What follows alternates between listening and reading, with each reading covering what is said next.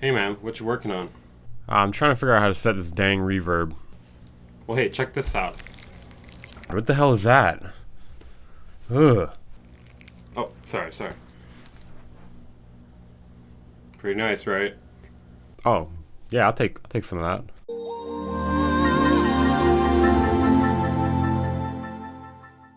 Good afternoon, students. Welcome to another episode of Plugin Police, where we look at plugins and review them, and then sometimes take them to prison.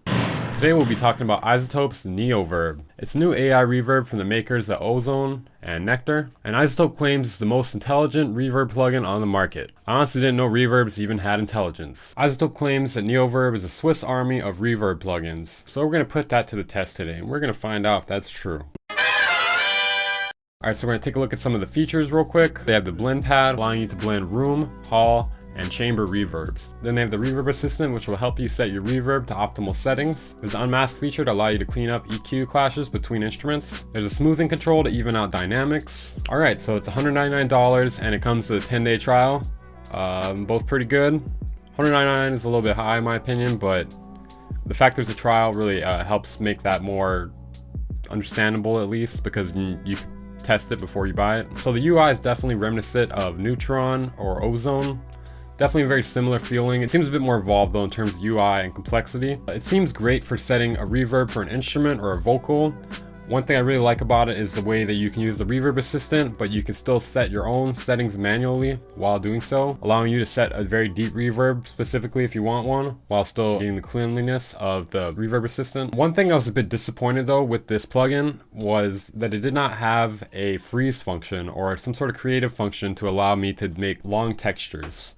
The only way I would be able to do it would be with like multiple reverbs or just some sort of weird feedback chain. But I didn't really have a freeze function or anything of the sort, so I think that's one thing they could do in the future to make it better. Now, one thing I like about the AI reverb itself is it makes some choices that I might not have made myself. For instance, the pre and post EQ, yeah, I never do this good of a job. I always leave lots of mud behind, but this catches a lot of that stuff that I might have missed. I feel like this is something that both beginners and advanced users can make use of, because it's actually a lot easier to set than a regular reverb in my opinion. And I've been using reverb for a really long time, so that's kind of surprising for me to be saying that. They really could have just like phoned this thing in and made it so like the assistant just like figures out the timing of the reverb for you, but you actually get to choose the timing of the reverb yourself, which I think is very important. You can operate this with ease and still feel like you're wielding power, which is really good in my opinion. I think it really comes down to the fact that they minimize the number of knobs and faders that a reverb has. While you still can change all these things if you open up the settings, setting up the reverb assistant and the settings beforehand though is much faster than setting up a normal reverb. And that's one reason I find myself probably going back to this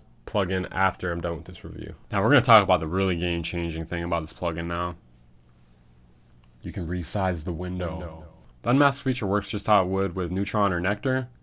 Not too much to say here, just nice for cleaning up the mix. The presets are okay. I feel like reverb presets in general are pretty useless unless they're like some sort of creative thing, because like every reverb has to be set a little bit differently for each instrument and song. So I'm not really going to judge the presets too hard because I feel like they're always pretty useless for reverbs. Did not notice any bugs, did not get any crashes, seems to run pretty well. You know what, real quick, I'm going to see how many instances of this plugin I can put into my DAW, and that'll be our check for how well it runs. The answer was 106. So if you guessed that correctly, just give me your address and your social security number down in the comments, and I'll send you your prize. Don't actually do that. Don't actually do that. Don't be stupid. Don't actually do that. Do it. Plugin formats supported are AU, AAX, VST2, VST3. I don't know why I have such a hard time saying that, but they're both 64-bit only.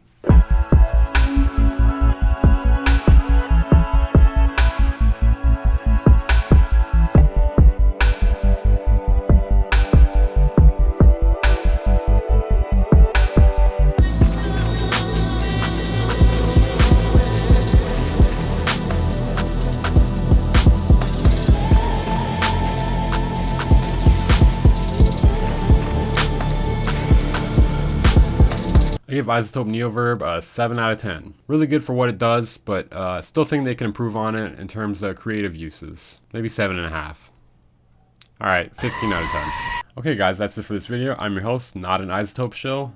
Make sure to check out my Discord if you haven't. Follow my Twitter, Twitch, I stream. Man, I hate when YouTubers start in their video with them eating or drinking something. So obnoxious.